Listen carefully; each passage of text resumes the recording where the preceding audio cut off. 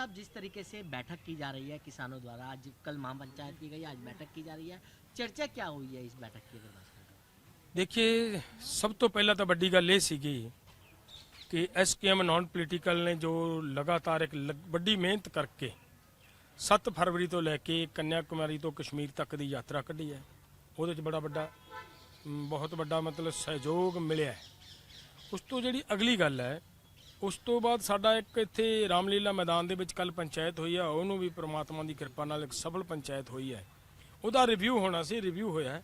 सारिਆਂ ने महसूस किया है कि साडी इस प्रोग्राम का जरूर मतलब पूरे देश के अंदर प्रभाव गया है और सरकार नूं असी चेतावनी कल भी दी सी और अज भी ये दे रहे हैं कि बाकी मीटिंग हजे साडी कुछ बाकी रहिंदी है, चर्चावां होणगियां, लेकिन ये जरूर क्लीयर है कि ਜਿਹੜੀਆਂ ਸਾਡੀਆਂ डिमांड हैं जिस तरह MSP गारंटी कानून, डॉक्टर स्वामीनाथन की रिपोर्ट, किसानों की कर्ज मुक्ति या भारत सरकार ਜਿਹੜਾ अमेरिका ਦੇ ਨਾਲ फ्री ट्रेड एग्रीमेंट ਕਰਨ ਦੀਆਂ ਗੱਲਾਂ कर रही है, ਇਹਨੂੰ ਅਸੀਂ ਚੇਤਾਵਨੀ ਦਿੰਦਾ है SKM नॉन पोलिटिकल ਅੱਜ ਦੀ ਇਸ ਮੀਟਿੰਗ ਤੋਂ कि अगर सरकार किसी भी तरह का ਅਜਿਹਾ कोई समझौता करेगा ਜਿਹੜਾ देश के किसानों ਤੇ आम लोगों के हित 'ਚ ना होए ਤਾਂ ਅਸੀਂ ਇੱਕ ਵੱਡਾ ਅੰਦੋਲਨ ਕਰਨ ਦੇ ਲਈ ਮਜਬੂਰ ਹੋਵਾਂਗੇ। ਉਹ ਸਾਡੇ SKM ਨॉन पोलिटिकल ਦਾ ਅੱਜ ਦਾ ਫੈਸਲਾ ਹੈ और बाकी ਜਿਹੜੀਆਂ ਮੀਟਿੰਗਾਂ ਨੇ उस मीटिंग ਦੇ ਵਿੱਚ ਹੋਰ ਜਿਹੜੀ चर्चा होगी ਤੁਹਾਡੇ सामने आ जाएगी। लेकिन डल्लेवाल साहब, रोड है किसानों के संगठन को इकट्ठा होने की, मानते हैं आप?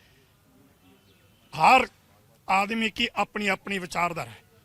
जिस विचारधारा को हम लेके चले हैं, सरदार जगजीत सिंह डल्लेवाल जैसे कि कर्जा मुक्ति की बात और MSP गारंटी कानून की बात और जो डील हो रही है ये अमेरिका वर्गे देशों के साथ, उसकी इन बातों के साथ मतलब कि जो विचारधारा के साथ जुड़ा एकता तो उनकी होगी ना।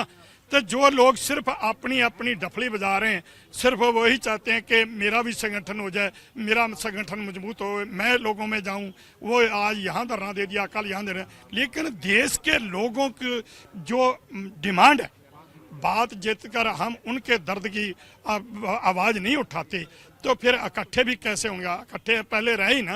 जेकर उस वक्त एक हफ्ता हम और रह जाते दिल्ली बॉर्डरों पर, हम वोटों के लिए ना भागते, तो क्या आज हमारे को कोई एजिटेशन करने की जरूरत पड़ती? बिल्कुल नहीं पड़ती। किस तरीके से? देखिए, जब से सृष्टि बनी है और जब तक सृष्टि रहेगी, सही बनाम गलत, सच बनाम झूठ, अच्छाई बनाम बुराई का संघर्ष चलता रहा है, आगे भी चलता रहेगा। हमने कन्याकुमारी से लेकर कश्मीर तक किसानों की यात्रा करी, बहुत ज़बरदस्त जन समर्थन किसानों का मिला है और ये बिल्कुल क्लियर कट सरकार को संदेश गया है कि किसानों के लिए MSP गारंटी कानून का मुद्दा सबसे महत्वपूर्ण मुद्दा है और जब तक MSP गारंटी कानून नहीं बनता, किसान लगातार अलग अलग तरीके से अपने अपने तरीके से संघर्ष करते रहेंगे। और कल उस यात्रा का समापन रामलीला मैदान में एक बहुत बड़ी महापंचायत करके किया गया, जहाँ पे खराब मौसम होने के बावजूद, अव्यवस्था होने के बावजूद देश भर से हजारों की संख्या में किसान रामलीला मैदान में पहुंचे हैं। और उससे आगे की अगर मैं बात करूं, जब हमने पूरे अपने वो ज्ञापनों की कॉपी लेके, जो हजारों गांवों से हमने ज्ञापनों की कॉपी इकट्ठी करी, लोगों से जो पारित करवाए गए प्रस्ताव हैं, वो जब हम प्रधानमंत्री कार्यालय में देने गए तो वहाँ के अधिकारी भी चौंक गए। उनको लगा कि यार एक दो ज्ञापन देने आते हैं तो हजारों की संख्या में ज्ञापन देने आए हुए हैं, उनके लिए भी एक वो नया एक्सपीरियंस था। तो अभी जो हमारी आगामी रणनीति है, आज हमने उसका रिव्यू किया है और हमने ये तय किया है कि आने वाले समय में MSP गारंटी कानून के मुद्दे पे और भारत अमेरिका के मध्य जो प्रस्तावित व्यापार समझौता है, उसमें से खेती, डेयरी और पोल्ट्री क्षेत्रों को बाहर निकालने के लिए हम लगातार आंदोलन तेज करेंगे और एक राष्ट्रीय मीटिंग हमने जल्द से जल्द बुलाएंगे, सारे साथी आपस में चर्चा करके, और इन मुद्दों पे संघर्ष को तेज किया जाएगा। इसके अलावा हमारे कई मुद्दे हरियाणा में भी नए आ रहे हैं। अगर मैं हरियाणा की बात करूं, अब एक तुगलकी फरमान सरकार ने जारी कर दिया है कि भाई गेट पास काटते समय आपको अपना थंब भी लगाना पड़ेगा। चलो ठीक है, वो बात तो चलो समझ में आ जाती है, लेकिन उसके लिए कम से कम 5-6 आप काउंटर लगाइए, क्योंकि गेहूं की फसल तो पूरी 15 दिनों में शुरू, उसकी हार्वेस्टिंग शुरू हो गई, ख़त्म ही हो जाती है। आप अगर एक ही वो काउंटर लगाएंगे अंगूठे वाला, तो इसका मतलब तो 20-20 किलोमीटर लंबी लाइन लग जाएगी। इसका मतलब तो ये है कि कान को ऐसा ना पकड़ के घुमा के पकड़ रहे हैं और किसान को MSP नहीं देना है। एक बात। दूसरी बात, अगर आप इसमें ये देखेंगे कि भाई उन्होंने कह दिया कि ट्रैक्टर का नंबर लिखा होना चाहिए, उसकी फिर फोटो खींचेंगे, उसको फिर अपलोड करेंगे, फिर उसकी लोकेशन वहाँ से उठाएंगे जिस फोन से रजिस्ट्रेशन हुई है। ये जो बातें सारी चल रही हैं ये प्रैक्टिकली संभव नहीं है। अब किसी किसान के पास 25-30 साल पुराना ट्रैक्टर है, वो बेचारा अपना आराम से खेती कर रहा है, तो वो कहाँ से, ना तो उसका कोई बीमा होता ना कुछ और होता, कहाँ से वो नंबर लाए, कहाँ से वो लिखवाए, अपनी फसल संभाले हुए है वो ट्रैक्टरों पर ये नंबर लिखवाता और पेंट कराता घूमे। ये तो सरकार कुल मिला के अलग अलग हथकंडे अपना रही है किसानों को एमएसपी ना देने के लिए। मैं एक उदाहरण और दे देता हूं आपको।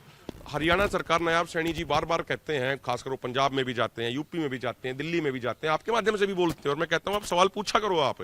वो कहते हैं हम हरियाणा में तो 24 की 24 फसलों पे एमएसपी गारंटी दे चुके हैं।